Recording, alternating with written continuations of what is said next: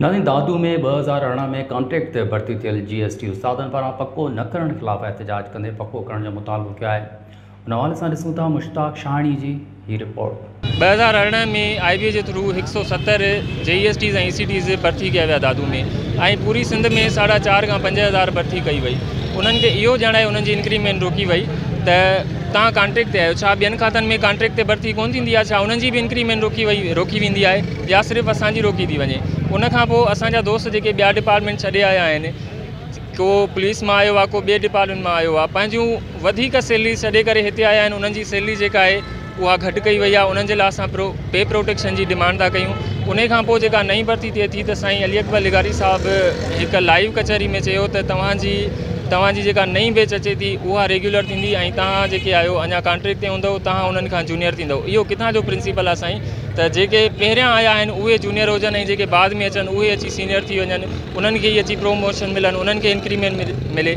सो असांजा मुतालबा इहे आहिनि साईं सैयद मुराद अली शाह CM सिंध खां, एजुकेशन मिनिस्टर साईं सरदार अली शाह खां ऐं एजुकेशन सेक्रेटरी साईं अली अकबर लिगारी खां त असांखे जल्द खां जल्द इंक्रीमेंट ॾिनी वञे, असांजे ॿियनि खातनि मां आयल दोस्तनि खे पे प्रोटेक्शन ॾिनी वञे ऐं असांखे जल्द खां जल्द रेगुलर कयो वञे त जीअं असां जंहिं परेशानी में मुब्तला आहियूं उहा परेशानी असांजी ख़तमु थी वञे ऐं पाण सुकून सां असां पंहिंजी ड्यूटी सर अंजाम ॾेई सघूं।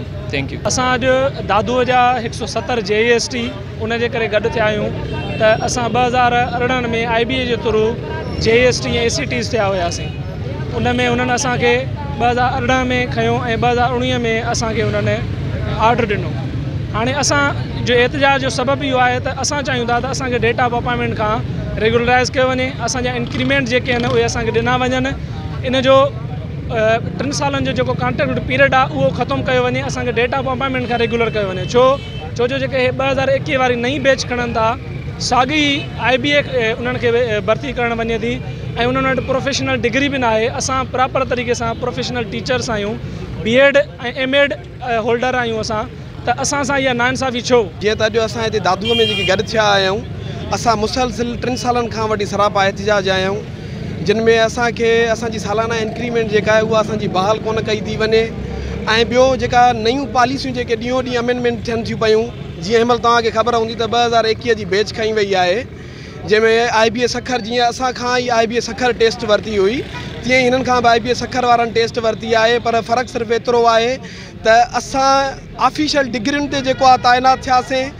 हुननि मां ऑफिशियल डिग्री जेका आहे उहा ख़तमु कई वई। चलो इन ॻाल्हि जो को वॾो मसइलो कोन आहे, मगर वॾे में वॾो मसइलो इहो आहे त असां सां नाइंसाफ़ी इहा कई वई आहे त 2017 में असांखा फॉर्म भराया विया, 2018 में असांखा टेस्ट वरिती वई, 2019 में असांखे जॉइनिंग मिली आहे। वरी असां 2019 खां वठी सरापा एहतजाज आहियूं। दादू असांजा सॼी सिंध में प्रोटेस्ट हलिया आहिनि। 2020 में असांखे पघार ॾिनी वई आहे। उन खां पोइ जेका हाणे वॾो में वॾो मसइलो इहो आहे त असां इंक्रीमेंट जे लाइ मुसलसिल एहतजाज वेठा था रिकॉर्ड करायूं, मगर अॼुकल्ह जी जेका हुकूमत आहे उहा असांखे को बि वर्जा कोन थी ॾिए त हीअ जेके उस्ताद 2018 में जेके असां मेरिट बेसिस ते खया आहिनि, इहे 3-4 सालनि खां वठी मुसलसिल सरापा एहतजाज आहिनि। त आख़िर इन्हनि जो मसइलो छा आहे, इन्हनि सां ॻाल्हायूं। असांजी एहतजाज इन करे कयो आहे त असांजा काफ़ी मसइला आहिनि। असां IBA 2018 में टेस्ट पास कई, मेरिट ते टेस्ट पास कई, असांजा मुसलसिल नाइंसाफ़ी आहे। असांजा काफ़ी मसइला आहिनि। मसइलो नंबर पहिरियों इंक्रीमेंट जो आहे, इंक्रीमेंट असांजी बंदि कई वई आहे। मसइलो ॿियो त असांखे रेगुलर न पियो कयो वञे, रेगुलर मतिलबु पको। टियों मसइलो आहे पे प्रोटेक्शन। जेके असांजा दोस्त PSC में हुया, प्राइमरी टीचर हुया, उहे हाणे JEST थिया आहिनि, त उन्हनि जी इंक्रीमेंट बंदि कई वई आहे, उन्हनि खे पे प्रोटेक्शन कोन थी मिले। असां माना सैयद मुराद अली शाह खे रिक्वेस्ट था कयूं त असांजा इहे हक़ ॾिना वञनि असांखे।